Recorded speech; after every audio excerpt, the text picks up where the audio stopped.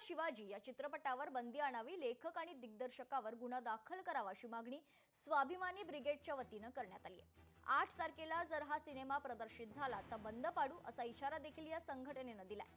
तसेच राज्याचे मुख्यमंत्री देवेंद्र फडणवीस आणि सांस्कृतिक मंत्री आशिष शेलार यांनी याबाबत तातडीनं निर्णय घ्यावा अशी मागणी देखील करण्यात आली आहे।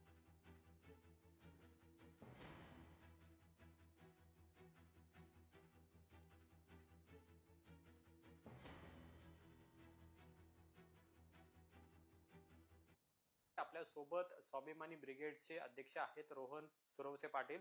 तुम्ही सुद्धा विरोध करताय, काय भूमिका आहे? एकंदरीत आता 8 तारखेला चित्रपट प्रदर्शित होत आहे, 2 ते 3 दिवस अवघे राहिलेले आहेत, काय मागणी असणार आहे? प्रथमतः मी एवढंच बोलतो, छत्रपती शिवाजी महाराज हे महाराष्ट्राचे आमचे आराध्य दैवत आहेत, आमचे दैवत आहेत। आणि महत्वाचा विषय असा की खालीद का शिवाजी हा महत्वाचा विषय आहे की हा एकेरी उल्लेख केलेला आहे। जो कोण निर्माता, दिग्दर्शक आणि लेखक असेल ना, अशा पद्धतीचा छत्रपती शिवाजी महाराजांचा खोटा इतिहास दाखवण्याचा हा चित्रपट त्यांनी काढलेला आहे। आणि येत्या 8 तारखेला मी चॅनलच्या माध्यमातून बघितलं, तो चित्रपट संपूर्ण महाराष्ट्रामध्ये प्रदर्शित होणार आहे। हा चित्रपट अजिबात सुद्धा प्रदर्शित करण्यात येऊ नये, कारण संपूर्ण खोटा इतिहास आहे। ह्याच्यामध्ये काय केलेलं आहे की त्या निर्मात्यांनी रायगड किल्ल्यावरती मशिदी दाखवलेल्या आहे।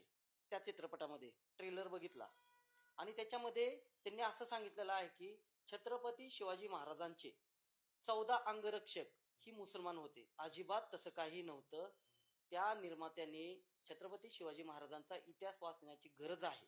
लेखक, दिग्दर्शक आणि निर्माते यांच्यावर महाराष्ट्राचे मुख्यमंत्री यांनी छत्रपती शिवाजी महाराजांचा खोटा इतिहास दाखवण्याचा प्रयत्न करत आहेत, म्हणून त्यांच्यावर कारवाई करावी, गुन्हा दाखल करण्यात यावं अशी मी स्वाभिमानी ब्रिगेड संघटनेच्या वतीने मागणी करत आहे।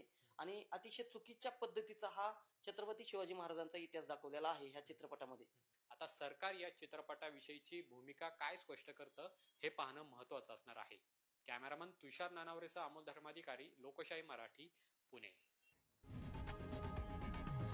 लोकशाही मराठी ऐका, पहा, जागरूक रहा।